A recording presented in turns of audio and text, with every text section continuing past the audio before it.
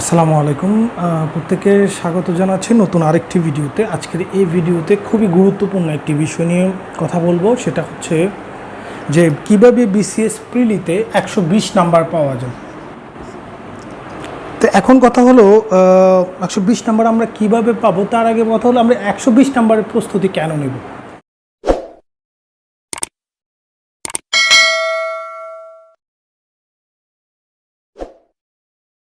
আমরা জানি যে বিসিএসের 35তম বিসিএস থেকে বিসিএস প্রিলির যে ইয়েতে রয়েছে, সিলেবাসটি রয়েছে, সেখানে বলা হয়েছে যে বিসিএস প্রিলির নাম্বার হচ্ছে 200, আগে ছিল 100। তো 120 মানে হচ্ছে 60% নাম্বার। তার মানে 200তে যদি আপনি 60% নাম্বার যদি পান, তাহলে টোটাল হয়ে যাবে আপনার 120। কারণ হচ্ছে 120 আপনাকে এই জন্যই পেতে হবে যে আমরা জানি হচ্ছে বিসিএস প্রিলিতে পাস করার জন্য 200 তো 200 পেতে হয় না, এবং বিসিএস প্রিলির যে নাম্বারগুলো হয় সেগুলো ক্যাডার খাওয়ার ক্ষেত্রে, নন ক্যাডার হওয়ার ক্ষেত্রে এগুলো কিন্তু কোনো ধরনের প্রাধান্য বিস্তার করে না। নর্মালি যদি স্পেশাল বিসিএস হয়, যেমন কিছুদিন আগে 42তম ডক্টরদের জন্য স্পেশাল বিসিএস হয়েছিল, 39তম এর আগে ডক্টরদের জন্য স্পেশাল হয়েছিল, তারও আগে শিক্ষা ক্যাডারের জন্য কিছু স্পেশাল বিসিএস হয়েছিল, সম্ভবত 32তম বিসিএস। তো এরকম যে স্পেশাল বিসিএসগুলো হয় সেখানে নর্মালি এমসিকিউগুলো কাউন্ট হয়, এমসিকিউ প্লাস ভাইভা মিলে হচ্ছে তাদের ক্যাডার নিশ্চিত হয়। কিন্তু জেনারেল বিসিএসের ক্ষেত্রে যে 200 নাম্বার হয় সেখানে কিন্তু ক্যাডারের কোনো ইয়ে নাই, সেটা হচ্ছে জাস্ট আপনি রিটেনের জন্য কোয়ালিফাই করা। আর রিটেনে আপনি যখন পাস করবেন আর যখন ভাইভা পাস করবেন, দুটোর নাম্বার মিলেই কিন্তু আপনি ক্যাডার হবেন নাকি নন ক্যাডার হবেন, পাস করবেন নাকি ফেল করবেন, সেটা ডিপেন্ড করে। তার মানে প্রিলিটা হচ্ছে মূলত জেনারেল বিসিএসের ক্ষেত্রে কোয়ালিফাই করার জন্য একটি নাম্বার, স্ট্যান্ডার্ড নাম্বার, যেটাকে বেঞ্চমার্ক আমরা বলতে পারি। 120 নাম্বারটা হলো যে আমরা দেখেছি এই পর্যন্ত 35তম বিসিএস থেকে যে সর্বশেষ যে 41তম বিসিএস সাধারণ বিসিএস হয়েছে, আমি স্পেশাল বিসিএসের কথা বলছি না, এর মাঝে 39 একটা স্পেশাল বিসিএস ছিল, এটাকে বাদ দিই। সাধারণ বিসিএসে এখন পর্যন্ত দেখা গেছে যে নর্মালি আমরা দেখেছি যারা 110-এর মধ্যে পেয়েছে তারা হচ্ছে যে বিসিএস প্রিলিতে কোয়ালিফাই করেছে। কখন কেউ বলছে 112, কেউ বলছে 113। তা আমরা এই জন্য আমরা বলি যে বিসিএস প্রিলিতে নাম্বার, প্রশ্ন যত ইজি হোক, প্রশ্ন যত কঠিনে হোক, আপনার জন্য 120 নাম্বার হচ্ছে আপনার জন্য সেফ জোন। দ্যাট মিনস আপনি যদি বিসিএস প্রিলিতে 200 নাম্বারের মধ্যে 120 নাম্বার পান, তাহলে আশা করা যায় মানে মোটামুটি নিশ্চিত যে আপনি রিটেনের জন্য উত্তীর্ণ হয়েছেন। এখন কথা হচ্ছে এই 120 নাম্বার আপনি কিভাবে পাবেন। তো আমরা যদি এর আগে আপনাকে দেখতে হবে বিসিএস প্রিলি সিলেবাসটা। বিসিএস প্রিলি সিলেবাসে আপনি দেখবেন যে আমরা দেখেছি যদি একদম সাবজেক্ট ওয়াইজ আমরা ভাগ করে দিই, তাহলে আমরা 12টা সাবজেক্ট পাবো। সেখানে আমরা দেখেছিলাম বাংলা ভাষাতে আমরা দেখেছিলাম হচ্ছে 15, আর আমরা দেখেছিলাম বাংলা সাহিত্য দেখেছিলাম হচ্ছে 20, ইংরেজি ভাষা বা ইংলিশ ল্যাঙ্গুয়েজ যেটাকে আমরা বলি সেখানে ছিল 20, আর ইংরেজি সাহিত্য বা ইংলিশ লিটারেচার সেখানে ছিল আমরা যেটা দেখেছি যে 15। এরপরে আমরা যেটা দেখি যে বিশেষ সিলেবাসে দেখি বাংলাদেশ বিষয়বলিতে যদি আমরা যাই, বাংলাদেশ বিষয়বলিতে যদি আমরা যাই, বাংলাদেশ বিষয়বলি হচ্ছে 30। এরপরে হচ্ছে আন্তর্জাতিক বিষয়বলিতে হচ্ছে 20। তারপরে আমরা যদি আসি সাধারণ বিজ্ঞানে আমরা দেখেছি 15, কম্পিউটার ও তথ্য প্রযুক্তি যা আমরা আইসিটি বললাম, আইসিটি 15। এরপরে হচ্ছে ভূগোলের হচ্ছে ভূগোল ও পরিবেশ দুর্যোগ ব্যবস্থাপনা, সেখানে আমরা দেখেছি 10। সুশাসন নৈতিকতাতে আমরা দেখেছি সুশাসন নৈতিকতা ও মূল্যবোধে আমরা দেখেছি 10। তারপরে আমরা যেটা দেখেছি যে সাধারণ গণিতের ক্ষেত্রে আমরা দেখেছি হচ্ছে 15, আর মানসিক দক্ষতাতে আমরা দেখেছি 15। এই টোটাল হচ্ছে 200 নাম্বার। এখন এই যে 200 নাম্বার 1 2 3 4 5 6 7 8 9 10 11 12, এই 12টা সাবজেক্টে আমাদের টোটাল 200 নাম্বার। এই যে 200 নাম্বার, এই 200 নাম্বারের পূর্ণাঙ্গ প্রস্তুতি নিতে গিয়ে অনেকে কিন্তু বিসিএস প্রিলি ফেল করে ফেলে। তার মানে প্রিলির যে স্ট্র্যাটেজিটা, আমাদের প্রিলির স্ট্র্যাটেজি হবে আমি প্রিলিতে পাস করব, কোয়ালিফাই করে আমি রিটেনে যাব। আমার প্রস্তুতি এমন হওয়ার দরকার নেই যে প্রিলিতে আমাদের 200-তে 200 পাবো, অথবা প্রিলিতে আমি 180, 170 বা এরকম পাবো। কারণ আপনার অত নাম্বার প্রস্তুতি নিতে গিয়ে আপনি যখন দুনিয়া সব কিছু পড়ে ফেলেন, পরীক্ষার হলে গিয়ে যখন আপনার মাথা ঘোলে, তখন কিন্তু আপনি আর ভালো করতে পারেন না। আসার পরে বলেন যে ইস, এটা তো পারতাম, ভুল দিয়ে আসছি, পরীক্ষার হলে গিয়ে আমি কনফিউজড হয়ে গেছি। এই যে কনফিউশনগুলো তৈরি হয়, এর পেছনে অনেকগুলো কারণ রয়েছে। আর মূলত একটা যেটা বলবো, আপনি যখন সব কিছু এলোমেলোভাবে পড়েন, তখন কিন্তু আপনি পরীক্ষার হলে গেলে আপনার মাথা এলোমেলো হয়ে যায়। তার মানে এই প্রিলি পাওয়াতে 120 নাম্বার পাওয়ার জন্য প্রথম শর্ত হচ্ছে আপনাকে গুছিয়ে পড়তে হবে, এবং আপনাকে আরেকটা বিষয় নিশ্চিত করতে হবে যে আপনি কি কি বিষয় পড়বেন, কি পড়বেন আর কি বাদ দিবেন, কি পড়বেন আর কি বাদ দিবেন। এই দুটো স্ট্র্যাটেজি আপনাকে মনে রাখতে হবে।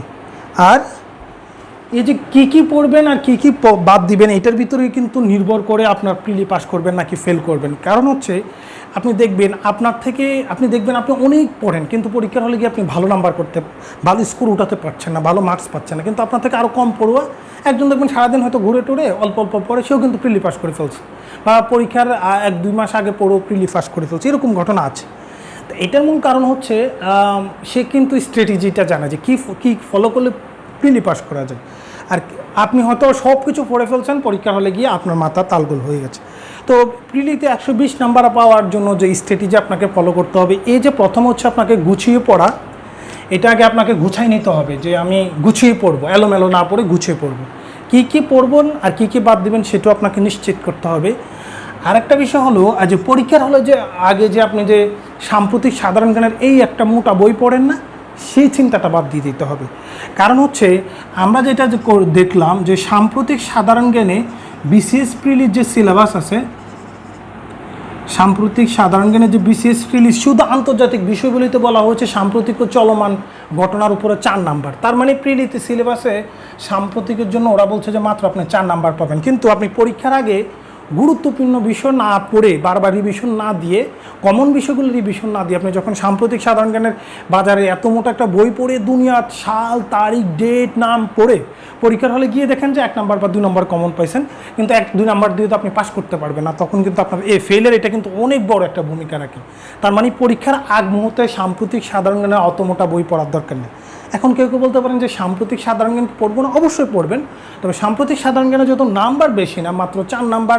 আমি বাংলাদেশ বিষয় বলে যদিও সিলেবাসে নেই, তারপর আলোচিত বিষয় থেকে 2-4 নাম্বার থাকে। তা আমি ধরে নিলাম সাম্প্রতিক সাধারণ জ্ঞানে হচ্ছে টোটাল 10-এ ধরলাম, তাও তো আপনার 190 নাম্বার থাকে। তো আপনি 190 নাম্বার ভালোভাবে প্রস্তুতি নিন। সাম্প্রতিক সাধারণ জ্ঞান আপনি দুনিয়া সব পড়লেও তো আপনি এই যদি 10টাও আসে 10 তো পাবেন না আপনি। তাহলে আপনি কি করতে পারেন?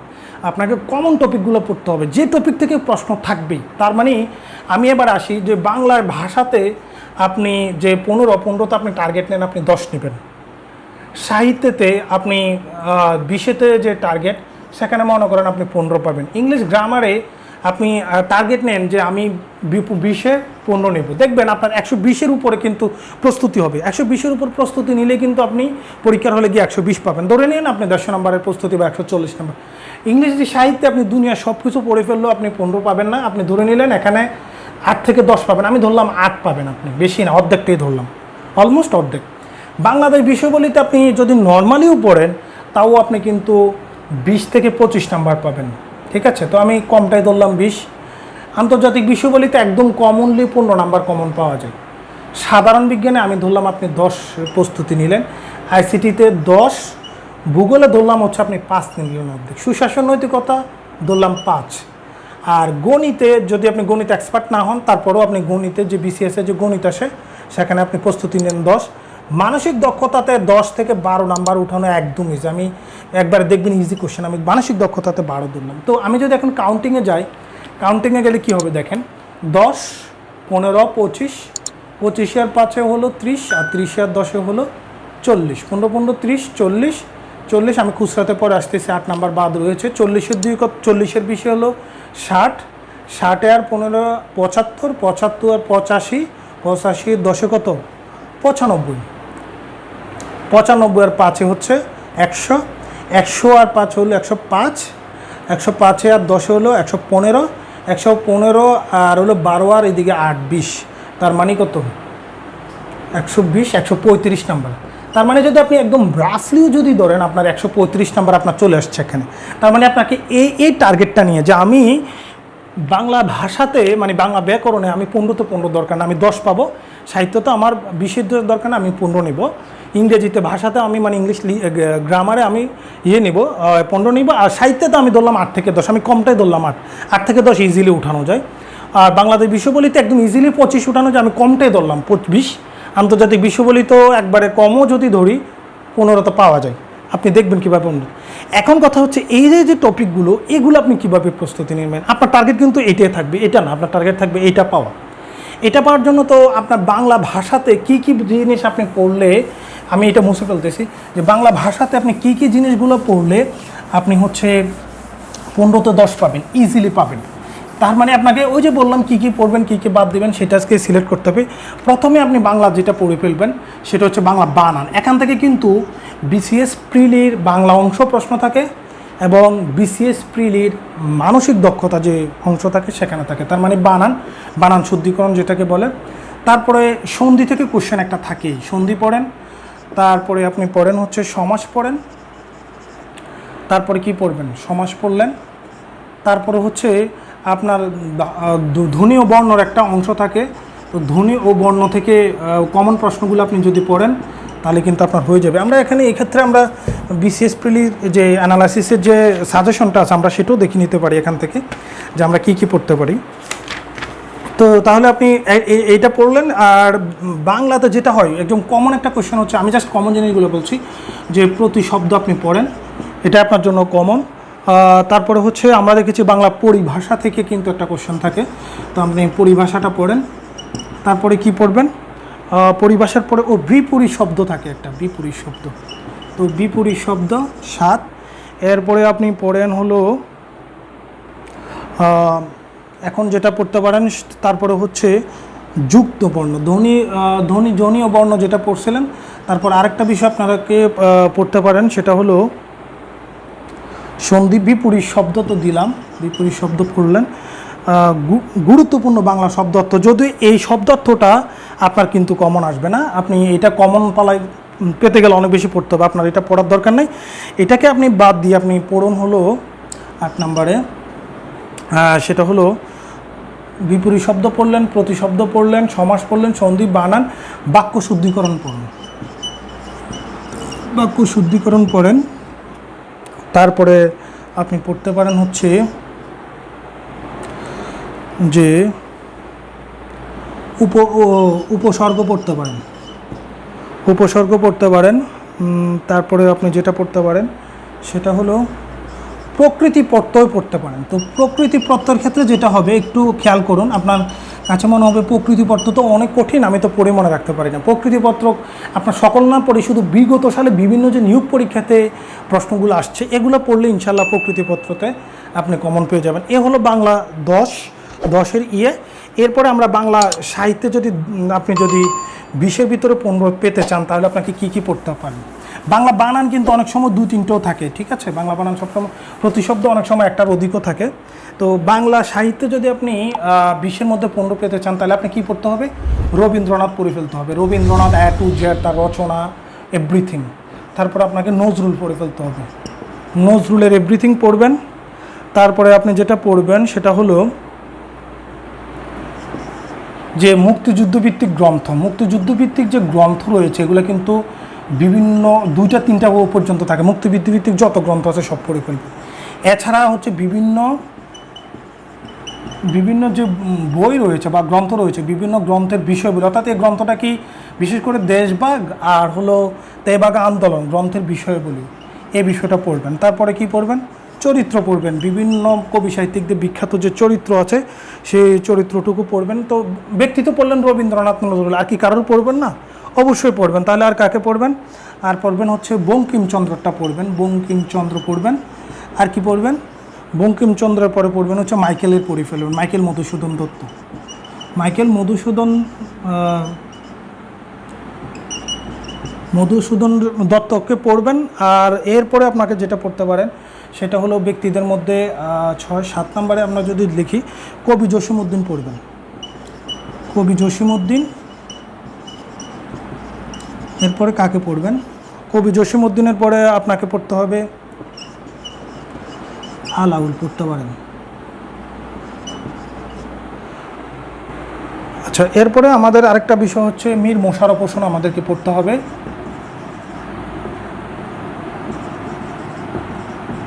মীর মোশাররফ হোসেন পড়বেন। আর কাকে পড়বেন? প্রমোদ চৌধুরীকে পড়বেন।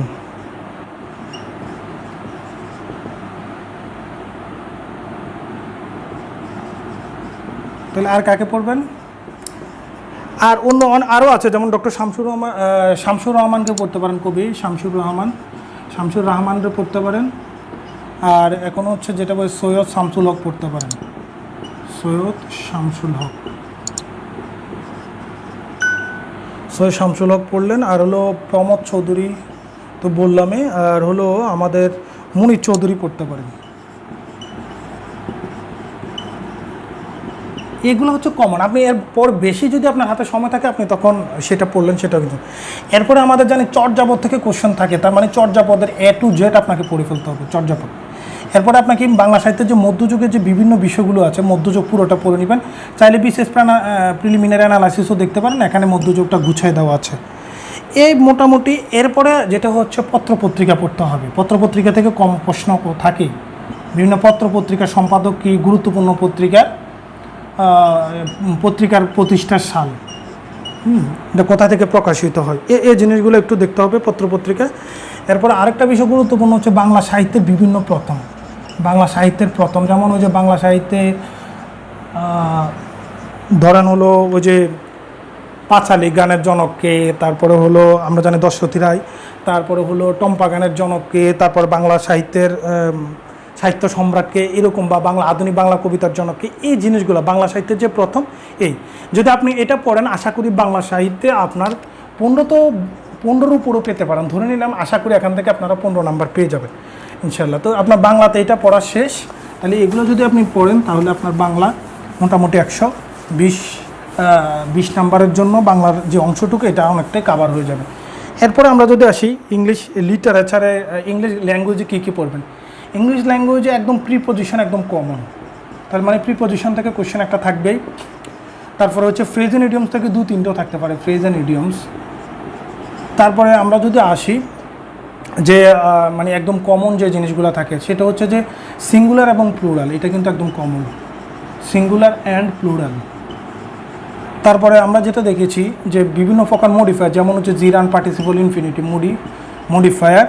তারপরে আমরা দেখেছি ক্লজ, বিভিন্ন প্রকার ক্লজ আছে না, noun clause, participle noun clause, adjective clause, adverbial clause, এই ক্লজগুলো আর কি। মডিফায়ারগুলো তো পড়বেন, এগুলো পড়বেন।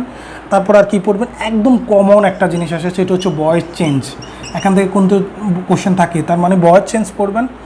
এরপরে আপনারা যেটা পড়বেন 5, 6, 7, সেটা হচ্ছে ন্যারেশন। তবে ন্যারেশন সবসময় নাও থাকতে পারে, কিন্তু প্রায় আসে আর কি। ভয়েস কিন্তু একদম কমন, এখান থেকে কিন্তু কোশ্চেন থাকবে ভয়েস চেঞ্জের ক্ষেত্রে। এরপরে আমরা যেটা করি যে কি পড়বেন, আর এরপর হচ্ছে সেন্টেন্স কারেকশন। 9 নম্বরে যদি আমরা আসি, সেন্টেন্স কারেকশন আমরা পড়ব, সব কিন্তু আমার পড়ার দরকার নেই, সেন্টেন্স কারেকশন। তারপরে আমরা 10 নম্বরে যদি আসি তাহলে আমাদের কি পড়তে হবে, one word substitution. One word থেকে কিন্তু এখন কোশ্চেন থাকে।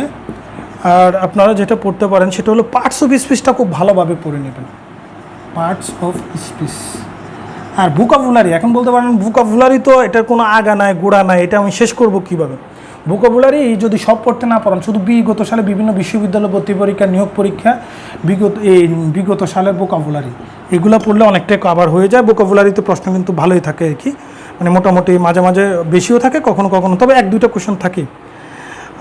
আর যেটা হয় সেটা হলো যে আমরা আরেকটা জিনিস পড়তে পারি, সেটা হচ্ছে কন্ডিশনাল সেন্টেন্স আমরা পড়তে পারি। কন্ডিশনাল সেন্টেন্স যদি আপনি পড়েন, আশা করি মোটামুটি এখান থেকেও মাঝে মাঝে কমন আসে। এরপরে যেটা পড়বেন, রাইট ফর্ম অফ ভার্বস পড়বেন। আর এরপরে হচ্ছে সাবজেক্ট ভার্ব এগ্রিমেন্ট।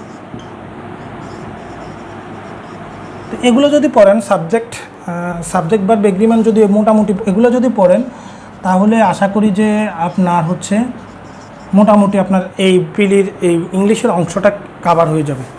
এরপরে আমরা চলে আসি যে ইংলিশ লিটারেচারে কী কী পড়বেন, যে 120 নাম্বারে পেতে গেলে 120 নাম্বারে ইংলিশ লিটারেচার। ইংলিশ লিটারেচারের যেটা করতে হবে সেটা হলো প্রথমে হতো উইলিয়াম শেক্সপিয়ারের A to Z, তার মানে হচ্ছে শেক্সপিয়ার A to Z। তারপরে জর্জ বার্নার্ড শো, জি.বি. শো, জর্জ বার্নার্ড শো, জি.বি. শো পড়ে নেবেন। তারপরে হলো বিভিন্ন, আমরা আরও কয়েকজন ব্যক্তির নাম বলে যাই গুরুত্বপূর্ণ, সেটা হলো উইলিয়াম শেক্সপিয়ার পড়লেন, জর্জ বার্নার্ড শো পড়লেন, তারপরে হচ্ছে W.B. ইয়েটস,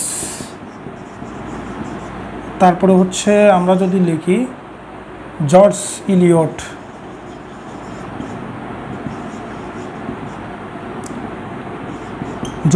পড়বেন। তারপরে আমরা যেটা পড়েছি রোমান্টিক যুগের যে কবিগুলো রয়েছে তাদেরকে কিন্তু সব পড়ে ফেলতে হবে। জন কিটস থেকে শুরু করে রোমান্টিক যুগ খুবই গুরুত্বপূর্ণ, রোমান্টিক এবং Victorian period, romantic plus Victorian, এই দুইটা যুগ কিন্তু বেশি ইম্পর্ট্যান্ট। আর আরেকটা যুগ বেশি ইম্পর্ট্যান্ট হলো এলিজাবেথ। এই তিনটা যুগ বেশি করে পড়বেন। এর মাঝে আর কে কোন যুগের কবি সাহিত্যিক সেটা আমাদেরকে পড়তে হবে, কে কোন যুগের কবি সাহিত্যিক। তো এগুলো যদি পড়েন মোটামুটি হচ্ছে যে কমন। এরপরে হচ্ছে এই আরেকটা বিষয় ইম্পর্ট্যান্ট, যেটা হলো যে বিভিন্ন গ্রন্থের হচ্ছে চরিত্রগুলো একটু পড়ে নেবেন, ক্যারেক্টার, গ্রন্থের চরিত্র, যে কে কোন গ্রন্থের চরিত্র ছিল এগুলো পড়তে হবে। আর হলো আর উপন্যাসিকের মাঝে একজনের নাম খুবই গুরুত্বপূর্ণ, চার্লস ডিকেন্সের নাম আমি বলিনি, চার্লস ডিকেন্স আপনাকে কিন্তু পড়তে হবে, উপন্যাসিকের মধ্যে খুবই গুরুত্বপূর্ণ চার্লস ডিকেন্স আপনাকে। এছাড়া যে ইংরেজি সাহিত্যে যে বিখ্যাত গ্রন্থগুলো রয়েছে, বিখ্যাত গ্রন্থের লেখকের নাম, এটা বিশেষ প্রিলিমিনারি অ্যানালাইসিস বই দেওয়া আছে, আপনারা চাইলে ওখান থেকেও পড়ে নিতে পারেন, বিখ্যাত গ্রন্থের লেখকের নাম। আর কে কোন যুগের এটা তো পড়তে বলছি। আর আরেকটা হলো বিষয় পড়বেন হচ্ছে বিভিন্ন যুগ, মানে রোমান্টিক পিরিয়ড কত সাল থেকে কত, বিভিন্ন যুগ, ভিক্টোরিয়ান পিরিয়ড কত সাল থেকে কত সাল, এই যে যুগগুলো পড়লে মোটামুটি আশা করা যায় যে আপনারা হচ্ছে যে বিসিএস যে প্রিলি আছে সে প্রিলিতে আপনারা ভালো করতে পারবেন এই ইংলিশ লিটারেচারের অংশে। এরপরে আসি বাংলা অংশে কী পড়বেন। আরে বাংলাদেশ বিষয়াবলী অংশে, তার মানে আমাদের 4টা গেল। বাংলাদেশ বিষয়াবলীতে আপনাদের জন্য খুবই ইম্পর্টেন্ট হচ্ছে যে বিষয়গুলো পড়তে হবে সেটা হলো প্রথম হচ্ছে মুক্তিযুদ্ধ যা আছে A to Z, মুক্তিযুদ্ধ, তারপরে হচ্ছে বঙ্গবন্ধু, একদম A to Z পড়ে ফেলতে হবে। মুজিবনগর সরকার, 6 দফা A to Z, 69-এর গণ অভ্যুত্থান, এরপরে হচ্ছে 70-এর নির্বাচন। আর মুজিবনগর সরকার তো বলেছি, মুজিবনগর সরকার থেকে কিন্তু কোশ্চেন থাকেই। এরপরে পড়বেন হচ্ছে বীরশ্রেষ্ঠগুলো, 1 2 3 4 5 6 7, বীরশ্রেষ্ঠ সব দরকার নাই, বীরশ্রেষ্ঠ হচ্ছে গুরুত্বপূর্ণগুলা, মানে কে কোন সেক্টরে যুদ্ধ করছে, কে আগে মরছে, কে পরে হয়েছে, কোন জায়গা থেকে কোন জায়গায় কবর দিছে, এই জিনিসগুলো। কিন্তু ওই যে কত সালে জন্মগ্রহণ এগুলো লাগবে না, কিন্তু মৃত্যুটা সব না হলো কয়েকজনের মৃত্যুটা কিন্তু ইম্পর্টেন্ট আমাদের। যেমন সর্বশেষ মৃত্যু করেছেন বীরশ্রেষ্ঠ ক্যাপ্টেন জাহাঙ্গীর, তো কোথাও উনি জানেন 1971 সালে 14 ডিসেম্বর, এরকম যে কে প্রথম হয়েছিল। তো এইরকম জিনিসগুলো যদি আপনারা পড়ান হবে। তারপরে হচ্ছে বাংলাদেশের অর্থনৈতিক অগ্রগতি, বাংলাদেশের অর্থনৈতিক অগ্রগতিটা কিন্তু খুবই ইম্পর্ট্যান্ট। এরপর আপনাকে পড়তে হবে অর্থনৈতিক সমীক্ষা, তারপরে হচ্ছে বিষয়গুলো পড়তে হবে বাংলাদেশের যে বিভিন্ন সম্পদ রয়েছে, বিভিন্ন সম্পদ, যে খনিজ সম্পদ, বনজ সম্পদ, এই সম্পদগুলো মোটামুটি এগুলো পড়লে অনেকটা কাভার হয়। এছাড়া আপনাদের আরও যে জিনিসগুলো পড়তে হবে, যে প্রাচীন যুগ থেকে শুরু করে প্রাচীন যুগের বিভিন্ন যে জনপদ আছে, প্রাচীন জনপদ, এগুলো পড়তে হবে। তারপরে হচ্ছে ব্রিটিশদের যুগ, মুঘলদের যুগ, সুলতানি আমল, ব্রিটিশ যুগ, মুঘল যুগ, তারপরে হচ্ছে সুলতানি আমল। তারপরে আমরা জানি হচ্ছে যে আরেকটা আমল রয়েছে, সেটা হচ্ছে বিভিন্ন যে বংশগুলো রয়েছে, সেন বংশ, পাল বংশ, রাজা শশাঙ্ক, এগুলো মোটামুটি পড়লে আপনার অনেকটাই কাভার হয়ে যায়। এছাড়া আপনারা যেটা পড়তে পারেন সেটা হলো বাংলাদেশের খেলাধুলা অংশ থেকে কিন্তু প্রশ্ন কমন থাকে, তার মানে বাংলাদেশের খেলাধুলা পড়লেও বাংলাদেশ বিষয়গুলিটা হবে। এ হলো সংক্ষেপে, আরও অনেক পড়া আছে, জাস্ট আমি এগুলো বললাম, এই জিনিসগুলো আপনারা আগে পড়বেন। তা আন্তর্জাতিকের ক্ষেত্রে কী কী পড়বেন? আন্তর্জাতিকের ক্ষেত্রে সংগঠন, যত সংগঠন আছে গুরুত্বপূর্ণ সকল সংগঠন পড়বেন। আন্তর্জাতিকে কী কী পড়বেন? আন্তর্জাতিক বিষয়গুলি তো পড়বেন হচ্ছে যত সংগঠন আছে, সংগঠন বিশেষ করে জাতিসংঘ থেকে শুরু করে সংগঠন, জাতিসংঘ, ওআইসি, তারপরে হচ্ছে ন্যাটো, তারপরে আরও কী যে বলে ইউরোপিয়ান ইউনিয়ন, এই যে গুরুত্বপূর্ণ যে WTO, যে গুরুত্বপূর্ণ যত সংস্থা আছে সকল সংস্থা খুব ভালোভাবে পড়বেন, কারণ সংস্থা থেকে প্রশ্ন থাকে। এরপরে বিভিন্ন চুক্তিগুলো পড়বেন, চুক্তির বিষয়বস্তু, বিভিন্ন চুক্তিগুলো পড়বেন। তারপরে হচ্ছে জলবায়ু সম্মেলন, যে জলবায়ু যে সম্মেলনগুলো রয়েছে বা বিভিন্ন সম্মেলনগুলো ভালোভাবে পড়বেন।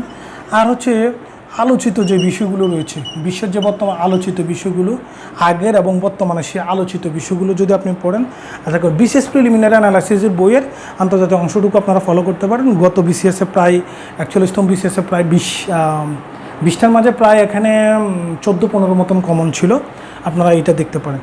এরপরে আপনারা যেটা দেখতে পারেন সেটা হলো বিভিন্ন সংগঠনের কার্যাবলী। এটা যদি বিভিন্ন সংগঠনের মধ্যে আসে, বিভিন্ন সংগঠনের সদর দপ্তরও কিন্তু আছে, সদর দপ্তর।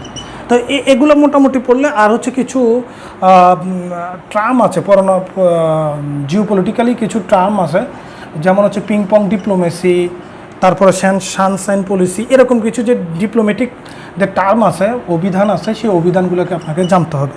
তো মোটামুটি জানলে আন্তর্জাতিক আপনাদের হয়ে গেল। আর এরপরে যদি আমরা আসি সাধারণ বিজ্ঞানের প্রথম যেটা করতে হবে, আপনাকে বিগত সালের প্রশ্নগুলো খুব ভালোভাবে পড়ে ফেলতে হবে। সাধারণ জ্ঞানের বিগত সালের প্রশ্নগুলো যদি আপনি পড়েন, তারপরে আপনার জন্য হয়ে যাবে।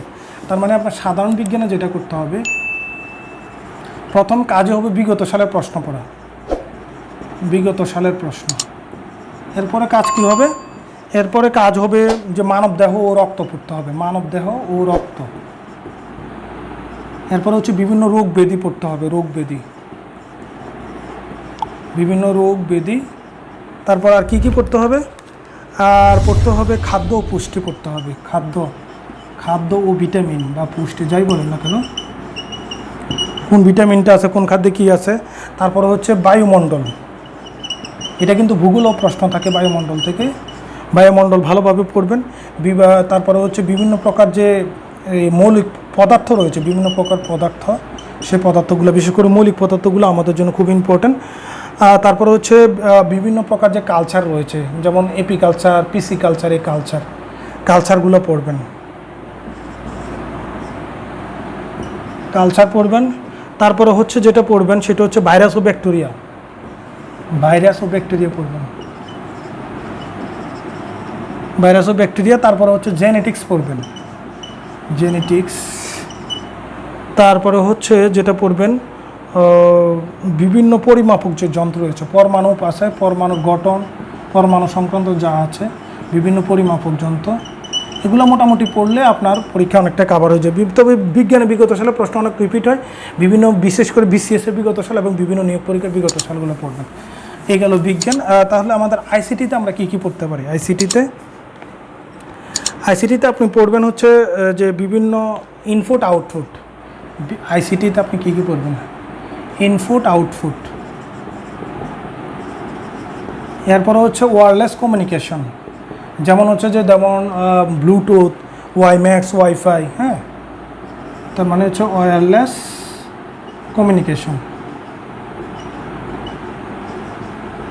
কমিউনিকেশন পড়লেন। তারপরে কি পড়তে হবে? তার কম্পিউটার যে বিভিন্ন নেটওয়ার্ক, যেমন star network, topology network, computer network, হ্যাঁ, কম্পিউটার নেটওয়ার্ক পড়তে হবে। তারপরে হচ্ছে আপনার মাইক্রোসফটের যা কিছু আছে, মাইক্রোসফট সংক্রান্ত যা কিছু আছে সব পড়ে ফেলতেন। এবার হচ্ছে অপারেটিং সিস্টেম বা ওএস, অপারেটিং সিস্টেমটা আপনাকে পড়তে হবে। আর যেটা পড়তে হবে যে বুলিয়ান যে আলজেব্রাগুলো আছে, বুলিয়ান আলজেব্রা পড়তে হবে। আর হচ্ছে সংখ্যা পদ্ধতি পড়বেন। তারপরে আর কি পড়বেন, কম্পিউটার নেটওয়ার্কিং তো পড়ছি, বা internet network, computer network input output পড়বেন, কম্পিউটার মেমোরিটা পড়ে নেবেন। মেমোরি পড়লে মোটামুটি আপনার কম্পিউটার অনেকটাই আপনার কাভার হয়ে যাবে। এরপরে আমাদের যেটা থাকে যে সুশাসন ও নৈতিকতাতে যেটা পড়বেন, আগে বিগত সালের প্রশ্নগুলো খুব ভালোভাবে দেখে নেবেন। সুশাসন ও নৈতিকতার ক্ষেত্রে বিগত সালের প্রশ্ন, সুশাসন নৈতিকতা।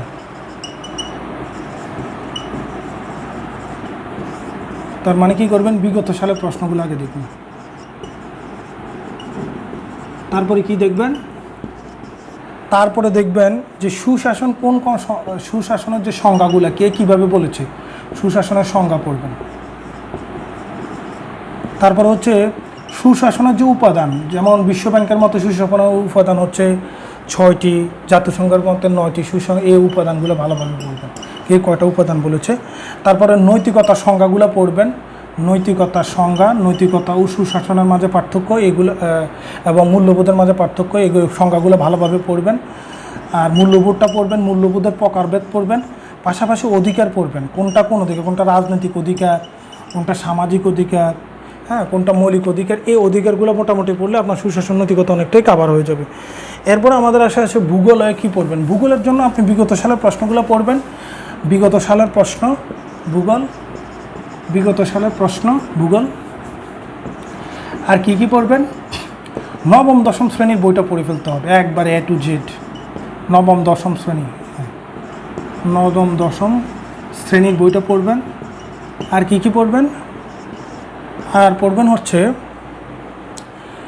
যে কোপের যে সম্মেলনগুলো আছে সবগুলো খুব ভালোভাবে পড়তে হবে, এবং জলবায়ু রিলেটেড যত কিছু আছে, জলবায়ু রিলেটেড সব কিছু পড়ে নিতে হবে। আর এরপরে যদি এটা নবম দশম শ্রেণীর বইয়ের ভিতরে পাবেন, তারপরে আলাদাভাবে বলছি, সেটা হচ্ছে দুর্যোগ ব্যবস্থাপনা রিলেটেড যে বিষয়গুলো রয়েছে, যে দুর্যোগ ব্যবস্থাপনার পর্ব, হ্যাঁ, দুর্যোগ ব্যবস্থাপনার কোন পর্যায়ে কোন প্রস্তুতি নেওয়া হয়, এই জিনিসগুলো একটু দেখে নিতে হবে। তারপরে হলো বিভিন্ন যে ইয়েগুলো রয়েছে, গুরুত্বপূর্ণ যে বন্দরগুলো রয়েছে, যেমন আকাবা সমুদ্র বন্দর, এগুলো থেকে অনেক সময় প্রশ্ন থাকে। যেমন লাস্ট 41তম বিশেষ একটা প্রশ্ন ছিল যে প্রণালীর উপর, তার মানে আপনি প্রণালীটাও একটু দেখে নিতে পারেন। তবে বেশি ইম্পর্ট্যান্ট হচ্ছে আপনার জন্য সেটা হলো ভূমিকম্পটা খুব ভালোভাবে পড়ে নিতে হবে। যদি এটা নবম দশম শ্রেণী পাবেন, আলাদাভাবে বলছি। আর একটা হচ্ছে ভূমিকম্পের সাথে আরেকটা জিনিস জড়িত হচ্ছে সুনামিটা একটু ভালোভাবে পড়ে নেবেন। আর হচ্ছে যে উপাদানগুলো, জলবায়ুর যে উপাদান, সেগুলো তো আমি বলছি যে বায়ুমণ্ডল যে স্তর, সেগুলো কিন্তু বাংলাদেশ বিশ্ববিদ্যালয়েও কাজে লাগবে, আন্তর্জাতিক বিশ্ববিদ্যালয়েও কাজে লাগবে। যে বায়ুমণ্ডলটা খুব ভালোভাবে পড়ে নেবেন। এই গেল ভূগোল ও পরিবেশ সুশাসন। তার আপনার হলো এখন গণিতটা বাকি আছে, গণিত আর মানসিক দক্ষতা। তো গণিত আর মানসিক দক্ষতাতে কী পড়বেন একটু আমরা দেখে নেই। গণিত ও মানসিক দক্ষতার ভিতরে গণিতে প্রথম যেটা পড়বেন, ধারাটা পড়ে নেবেন। গণিতে প্রথম হচ্ছে ধারা পড়বেন। 2 নাম্বার হচ্ছে যেটা করবেন, শতকরা পড়ে নেবেন, শতকরা। তবে আগে তো বিগত সালের প্রশ্ন পড়বে না, সেটা বলার অপেক্ষা রাখে না, সেখান থেকে তো পড়তে হবে। তারপরে সেটটা দেখে নেবেন, আর লগ থেকেও কোশ্চেন থাকে, লগটাও দেখে নিতে পারেন। আর বীজগণিতের মান নির্ণয় খুব ইম্পর্টেন্ট। বীজগণিতের মান এখান থেকে কিন্তু কোশ্চেন থাকেই। বীজগণিতের মান নির্ণয় এটা এখান থেকে পড়বেন। তারপরে হচ্ছে কোণ, বিভিন্ন প্রকার যে কোণ থাকে, কোণ পড়বেন। বৃত্ত পড়বেন, বৃত্ত সংক্রান্ত যত কিছু আছে সব। আর বিভিন্ন প্রকার কোণ, চতুর্ভুজটা পড়ে নেবেন। চতুর্ভুজ পড়বেন। চতুর্ভুজের ভিতরে কিন্তু সবই আছে, আয়তক্ষেত্র, বর্গক্ষেত্র সবই চলে আসে। এরপরে আরেকটা বিষয় খুবই ইম্পর্টেন্ট সেটা হলো যে কম্বিনেশন থেকে কিন্তু প্রশ্ন থাকে, পারমিউটেশন থেকে প্রশ্ন থাকে না, কিন্তু সমাবেশ থেকে থাকে। সমাবেশটা পড়লে হবে, বিন্যাস না পড়লেও চলবে। আর প্রবাবিলিটিটাও পড়ে নেবেন, প্রবাবিলিটিতে কোন ম্যাথ থাকে, প্রবাবিলিটিটা পড়ে নেবেন। আর হলো অসমতা থেকে কিন্তু একটা প্রশ্ন থাকেই, অসমতাটা একটু ভালোভাবে পড়ে নেবেন। অসমতা একবার প্রশ্ন একটা থাকেই। মোটামুটি এগুলো পড়লে আপনার আর গণিতের 15 অংশের মধ্যে আশা করা যায় যে আপনি 8 থেকে 10 পেয়ে যাবেন, আর বেশিও পেতে পারেন। আর মানসিক দক্ষতাতে প্রথম যেটা পড়বেন সেটা হলো আপনাকে সিরিজ পড়ে নিতে হবে। তারপরে হলো চিত্র, মানে চিত্রের ভিতরে দেখাবে যে কোন যুক্তি সংখ্যাটি বসানো, হ্যাঁ, চিত্রে সংখ্যা বসানো। তারপরে হলো আপনাকে পড়ে নিতে হবে যে যে ইয়ে থাকবে, যে বিভিন্ন আছে না, যে কোন পণ্যটি আয়নাতে প্রতিফলিত হবে না। তার মানে আয়নার বর্ণ, আয়নার সম্পর্কিত যে বর্ণগুলো আছে, যেমন হচ্ছে আমরা জানি আয়নাতে 11টি বর্ণ আছে, যে বর্ণগুলো আয়নাতে সেম দেখা, আর বাকিগুলো কিন্তু চেঞ্জ হতো। যেমন রিলেশন শব্দটিকে আয়নাতে কেমন দেখাবে, তো এরকম থাকে। তার মানে আয়না যে বর্ণ বা শব্দ দেখা যায় সেটাকে আপনাকে দেখে নিতে হবে। এখানে কিন্তু বাংলা বানানও থাকে, বাংলা বানান যদি আপনি বাংলা অংশ পড়েন তাহলে কিন্তু এখানে আর আলাদাভাবে পড়ার দরকার নেই, এখানে কভার করে ফেলবে। এরপরে তারিখ ও বার পড়বেন। এরপরে কিন্তু স্থানাঙ্ক থাকে, যে 15 মিটার পূর্বে গিয়ে 13 মিটার পশ্চিমে গেল, পশ্চিম থেকে পূর্ব দিকে গেল, ডাইনে ঘুরলো বামে ঘুরলো, এই যে অংশটুকু এটাকে স্থানাঙ্ক আমরা বলতে পারি।